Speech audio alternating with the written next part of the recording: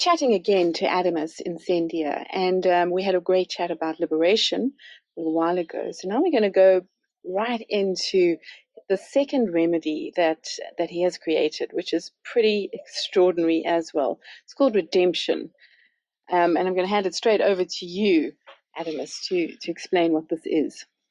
Okay, thank you, Kirsten. So the reason I came up with redemption was that as I was taking liberation, I noticed that certain patterns of behavior were still coming up in me. And I mean, being a homeopath, I would use remedies to clear them. But I realized that there were certain areas that the liberation was not able to get to. It was able to deal with the memory very well, but some of the habitual patterns that came out of the memory. Let me just clarify this because it's a little bit confusing. So, for example, someone hurts you, right? Now that's the memory. Now that's what liberation will deal with, the actual memory of the event. But the response to that could be everything from anger, resentment, violence, withdrawal, poor self-esteem. And these patterns then set up traction in the body, and these kind of govern our ongoing behaviors. Yeah. And this is really where I designed redemption to deal with. It was to deal with the patterns that arrive from the memories. Now, the two can't always be teased apart because, the memory and the response, I mean, they're often woven together. But that's why often these things are taken together to allow the memory and the pattern to kind of unbind at the same time. Now, redemptions is centered around this plant called Naira, which is a tree in the Peruvian jungle. And its other names are the mother of all plants, the flying tree, love medicine. But the story went, the original Shipibo legend went that when the world was created, they approached this tree, the mother of all plants, and they said, "Can you create life on Earth?" And she obviously said yes, and she created life on Earth. Yeah. So, but the further legends went that this tree was here, and then people couldn't really understand what she was on about, so she left. And she's only recently come back in the last 10 years. And a good friend of mine, Jason King, he brought me the remedy made from the tree, and he actually sang a song which allows us to connect to this tree. So the difference they say between this tree and other plant medicines is that where they might take you down into the dark and into the light, this just floods you with light. And in the process of being flooded with light, a lot of the patternings get flushed from the body. So, I had images of like at the door and all my patterns were being pushed out. I mean, where they were birds or plants or whatever, it was all being pushed out. So it was a real house cleaning. Now, often the patterns are not that keen to leave. Yes. So we have to be aware that there might be some physical drag when we take this remedy because the body's being cleaned on a physical level. And, all the aches and pains that have been ignored for the last however many years are now coming up in the process of being pushed out. The good news is that as we go through this, it does clean out. So we just have to go through a couple bottles and then we'll be through most of these patterns. But I mean, we hold on to our patterns as defense mechanisms. We do. As safety. Totally. Even if they're bad for us. Totally. But I think we also have to realize that a lot of what we did at that time when the patterns came up is now past, and we're in a very different situation now. And what was useful then is not useful now. For example, if we come to a river, we'll make a boat and we'll paddle across the river. But when we get to the other side, if we're still carrying the boat on land, it's kind of useless. And this is what we are. We're like these turtles that are carrying these shells of the past that were useful at that point, and they were perfect at that point. But when we get to the other side, we can often leave them behind. Yeah. But we're just not taught how to let go of this stuff. The body holds it in memory, and we're unwilling to part with them because we see them as necessary for our survival. But in truth, they're actually hampering our survival, because what we really need at any moment is complete freedom to decide, well, do I want to be angry in this moment? Do I want to be sad? Do I want to be neither? Or do I want to choose something else? As opposed to like, well, we're conditioned to behave in this way because this is what's always happened, or this is what our parents told us the right way to deal with emotions was to, for example, suppress them or to like get angry if someone insults you. but we really want the choice. So the bell rings and we're the rat and we choose not to run through the maze. We go off to the bar for a drink with our friends, because that's what we choose to do. But to at least have the choice. And that's what this mother of all plants is doing. It's flushing that memory from the body of conditioned habitual response so that we can actually choose and have the choice in that moment to do what we actually want to do. I think we chatted previously where you explained it to me, where we can take our defense mechanisms, separate them from ourselves and use them as tools when required. So it becomes a much more logical yes process. In a sense, I mean, if our defense mechanisms, if you were to use the analogy of a house, if they were inside the house with us, what a lot of what happened on the redemption for me was like a lot of these defense mechanisms were actually seen leaving the house physically. And I was like, realized, well, if I need them, I can always call them up from outside, but I don't need to keep them in the house where they might be creating trouble or cluttering or breaking furniture or, standing on my cats or whatever. But I don't actually need those on the armor to be on all the time. When we're in the house, we want to be able to take off our jacket, to take off our raincoat in order to relax. But if we're still feeling like we're going to get wet or we're threatened, we've still got this stuff on. Because once again, we're not really taught how to deal with this as children. Our parents haven't taught us how to deal with it because they often didn't know. Yeah. Because there's more of this kind of mindful parenting coming in now, but there's very little still in place that allows people to see themselves apart from their patterns. The one image that keeps coming up with this redemption is like a curtain, and the curtain's hooked onto me.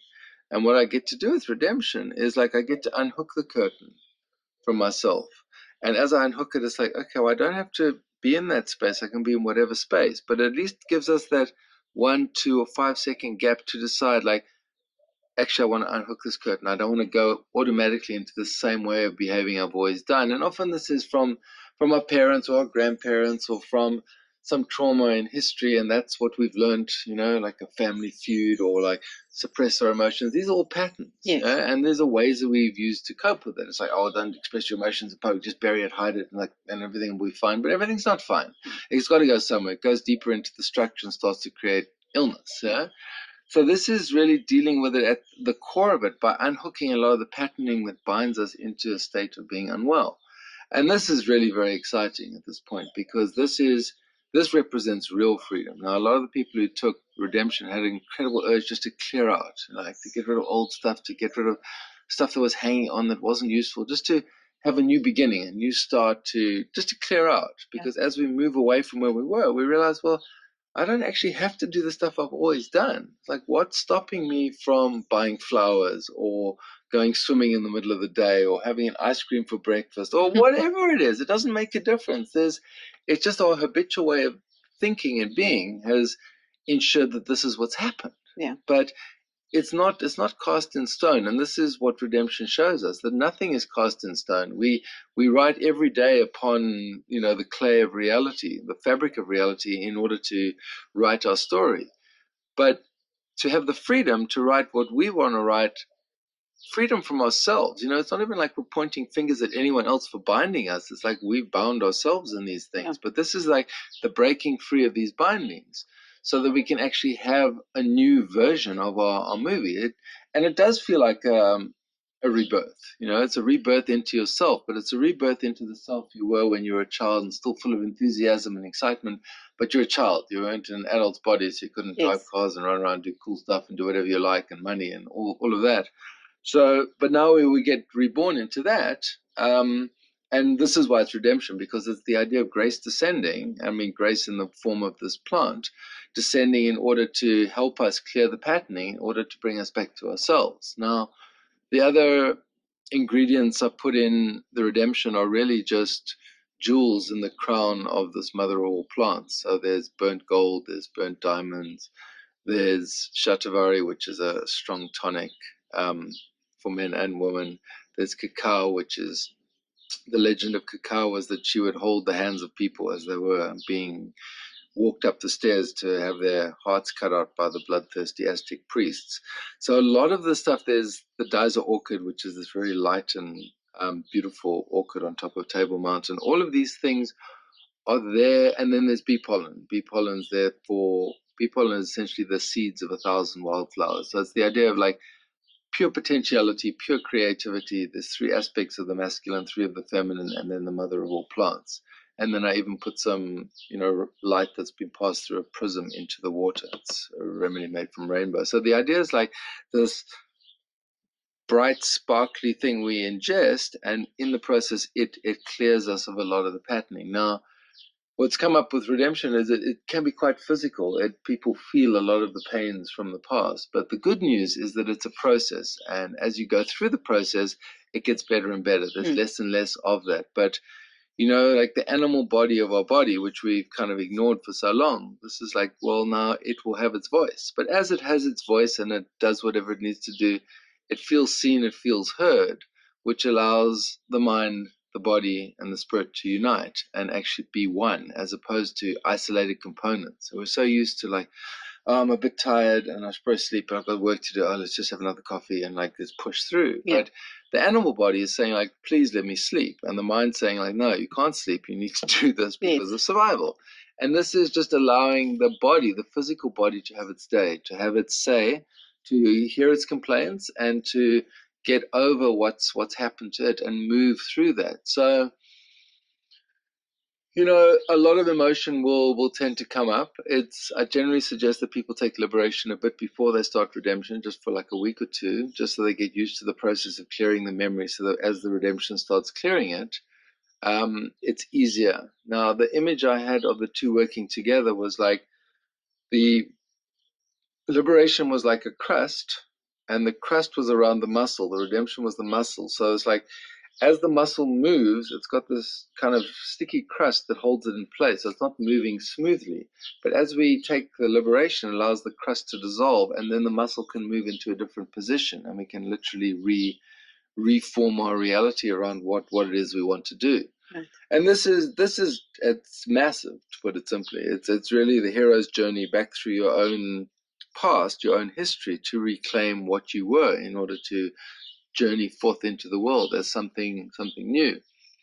And this is for everyone. It's not just people who are of a spiritual nature, whatever that word even means anymore. It's like anyone who's got a mind or a body or just wants to have a better end user experience of living in the world. Less baggage, less weight, less conditioning. It's like, well, I find myself doing strange things. Like all of a sudden I started like buying flowers. I never buy flowers. I didn't ever have a flower vase. I bought a flower vase to put the flowers. And it's like, why am I denying myself this simple thing? And it's like, I buy flowers. Just something I do now. I didn't do before. But I was so caught in this like combat thing of like, oh, I've got to do to make money to do childcare. And it's like, but hang on, this is one of the jewels of the earth. Let's engage this. Let's allow it's a joy, this. yeah. Let's allow this. Yeah. And this is what a lot of people who are taking redemption do. They're sort of giving themselves permission to do what they really want to do, to engage things they've always wanted to do, or old hobbies, or whatever it is. But it's really a chance. It's a juncture in the road where it's like,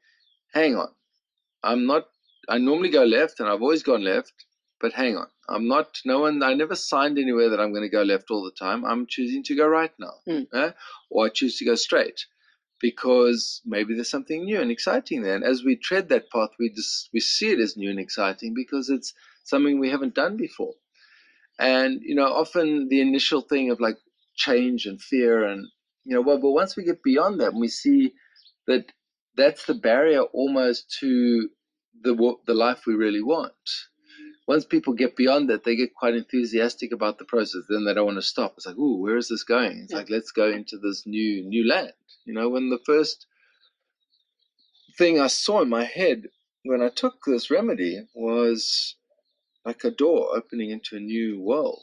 So it was really the sense of a new possibility. And a lot of the imagery and even the dreaming, I had this dream. I always have dreams of houses in my dreams, and sometimes I'm redecorating the house, and sometimes I'm renting it out, and sometimes it's in different areas. Sometimes it's dangerous, sometimes there's dark areas. But this time I just destroyed the house, and I was like, I had this pile of materials. I was going to build something new, something far more grand and airy and with more light, and it was just a sense of like, wow, I've done it. I can't go back. I'm going to create something new. So you weren't stuck with the old house. I wasn't stuck with the old house. Yeah. completely new beginning. And subsequently, each time I dream of a house, it's a different house. And it's like it allows me insight. The one, there was all this old broadcasting equipment. So I said, okay, now I have to talk about this.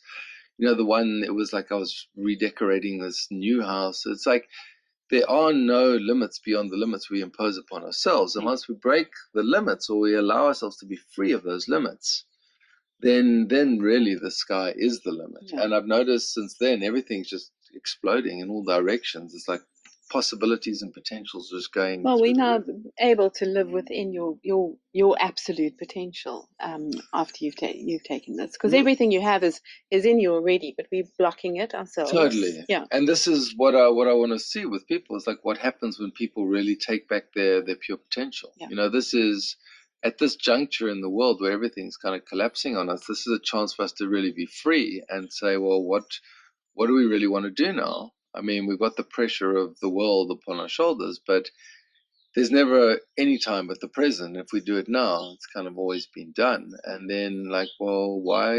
We're not bound to like just go down with a sinking ship. Let's make a new ship, or let's learn to fly. I mean, there really is no sense of limitation now. And that's really, you know, the gift of these two substances, the liberation and redemption, are they're all about freedom.